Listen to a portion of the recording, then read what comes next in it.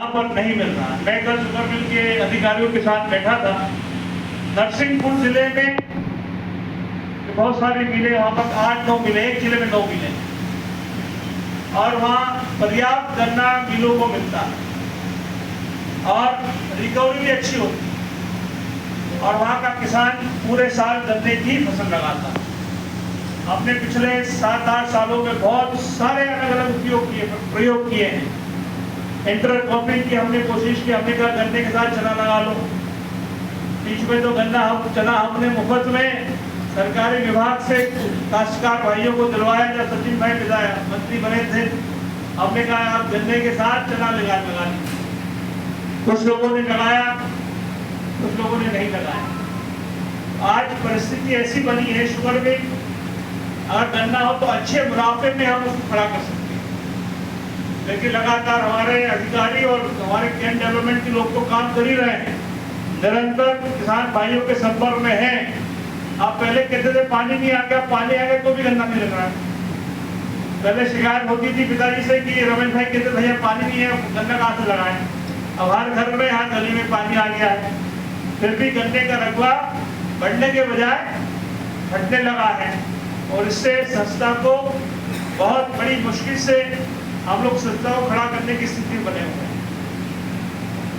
Sugar mill पिछले 3 सालों से पूरे देश भर का जो इंडस्ट्री है वो बदहाल स्थिति में है, लेकिन मैं कह सकता हूं कि जब कोविड आया तभी हमने इस मिल को चलाया और एक हमारे कर्मचारी को, एक हमारे मजदूर भाई को पूर्ण रूप से पैसा हमने दिया। एक भी पैसा किसी का बकाया। जब कोविड में पूरा देश बंद था तब भी शुगर मिल और शक्कर मिल को हमने, शुगर मिल और सूत मिल को चलाया और प्रत्येक किसान का ही ध्यान रखा। मैं ये भी दावे से कहता हूँ, खुशी से कहता हूँ कि आज शुगर मिल का 1 भी रुपया किसान का शक्कर मिल पे बकाया नहीं है। और हिंदुस्तान में आप पता कर सकते कहीं भी जाकर, पहली मिल ऐसी होगी जो बंद होने के 24 घंटे के अंदर किसान का पूरा पैसा देकर तो उसका 0 बैलेंस संस्था द्वारा किया। वो तब हुआ जब सरकारी मदद 0 थी। पिछले 5 साल से शक्कर मिल को सरकार की लिमिट नहीं मिलती है, बैंक से लिमिट नहीं है हमारे पास, हमको सरकार से कोई सहायता राशि नहीं मिलती है।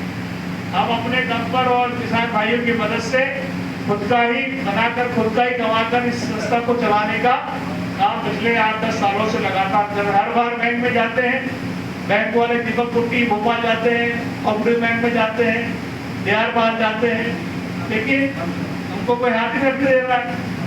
आज हमको लिमिट चाहिए मिल चलाने के लिए, लेकिन लिमिट सरकार देना नहीं चाहती। लेकिन हमने हमारी नीयत अच्छी थी और आपका सहयोग था।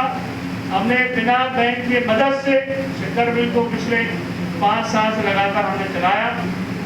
मिल चली, मुनाफा भी आया, किसान का पैसा भी दिया। सूत मिल का मॉडर्नाइजेशन का प्लान हमने बनाया है। इसलिए अगर आपको लोग कहते हैं कि मिल बंद हो गई है, मिल बंद नहीं है।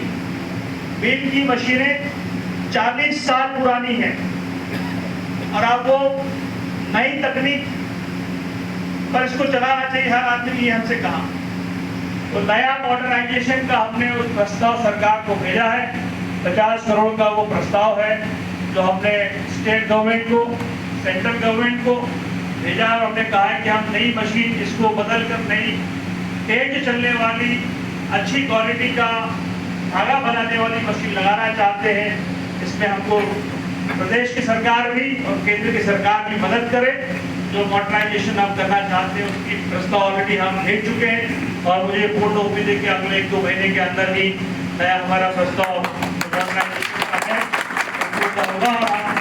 नए सिरे से 25,000 नए सिलेंडर, जो जिसकी लागत कम से कम 125-150 करोड़ रुपये होगी, उसको लगाने का हमारा प्लान है ताकि हम अगले 20 साल तक इस नई संस्था को दोबारा नया बनाकर आपके बीच में इसको चला सके। यह हमारा एक मूल उद्देश्य है जिसको लेकर अभी सभी हमारे डायरेक्टर साहब लगातार, हमारे प्रबंधन के सभी साथी दोनों संस्थाओं के लगातार इसकी ओर अग्रसर हैं और मुझे पूर्ण उम्मीद है कि हम इसको पूर्ण रूप से पूरा करेंगे और आप सबका सहयोग। मैं डायरेक्टर साथियों से एक विशेष आज के इस आयोजन पे आग्रह करना चाहता हूँ कि सबसे पहले तो खुद को गन्ना लगाना है।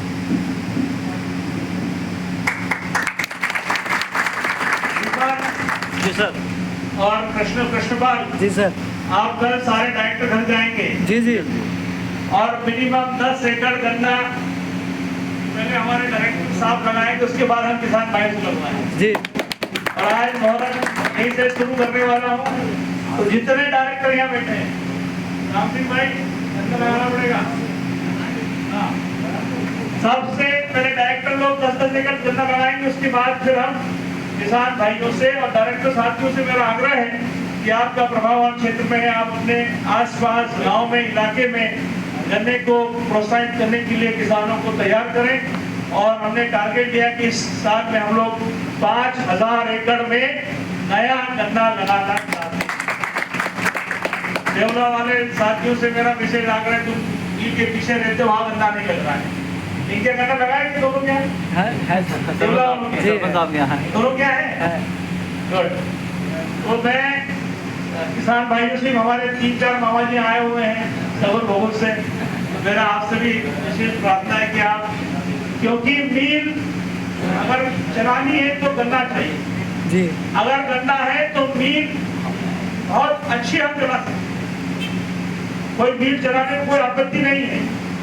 लेकिन गन्ने की प्रॉब्लम, गन्ना जितना गन्ना लगाएंगे उतनी स्पीड से हम लोग मील को चला सकते हैं।